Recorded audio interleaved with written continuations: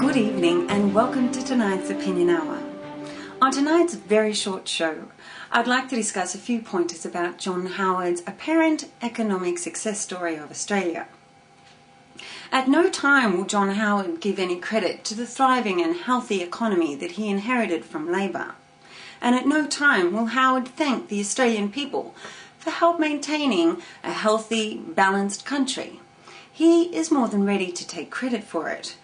It's not hard to notice that John Howard is quite ready to blame when the going gets bad, but quite ready to put his hand up and say that it is because of him when the going is good.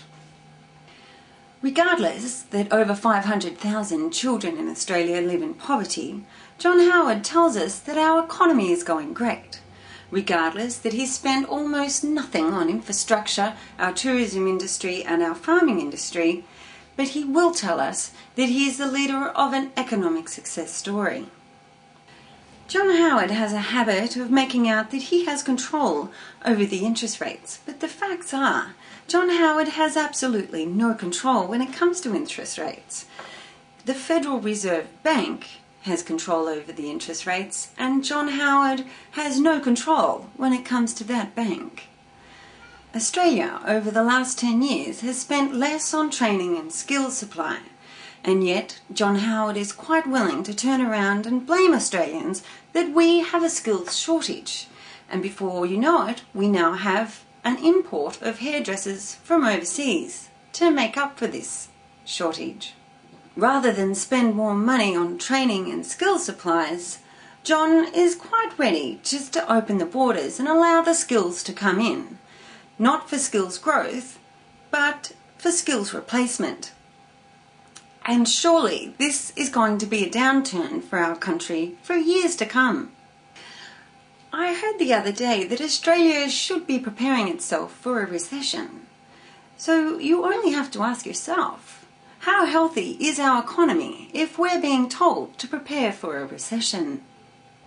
What I'd love to see is some kind of Richard Branson competition where we set out to try and find the best accountant in Australia and put him to work in the Treasury and see what he can do with the budget.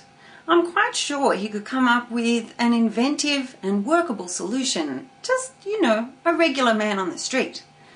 Someone who won't look after big business, someone who doesn't have their hand in someone else's pocket, and someone who isn't getting up the arse by someone else.